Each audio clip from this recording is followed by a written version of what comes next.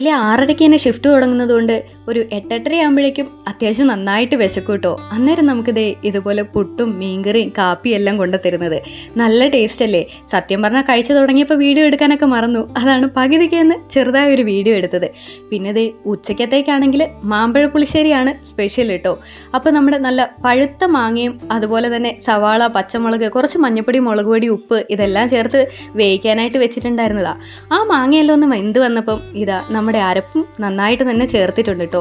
പിന്നെ നമ്മൾ അരപ്പ് അരച്ചെടുത്തിരിക്കുന്ന ആ ഒരു ജാറുണ്ടല്ലോ, ആ ജാറിലേക്ക് തന്നെ നമ്മൾ കുറച്ച് തൈരും കൂടി ഒഴിച്ചിട്ട് ഒന്ന് അടിച്ചെടുക്കുന്നുണ്ട്. എന്നിട്ട് അതാണ് ഈ ചേർത്ത് കൊടുക്കുന്നത് കേട്ടോ. സത്യം പറഞ്ഞാൽ ഞാൻ ഒഴിച്ചതുകൊണ്ട് ആ ജാറിലുണ്ടായിരുന്നത് മുഴുവനും ഒഴിച്ചു.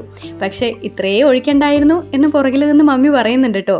പിന്നെ സാരമില്ല, ഇച്ചിരി ചാറ് ഇരുന്നോട്ടെ എന്ന് പറഞ്ഞ് പിന്നെ അതങ്ങനെ അങ്ങ് വെച്ചു.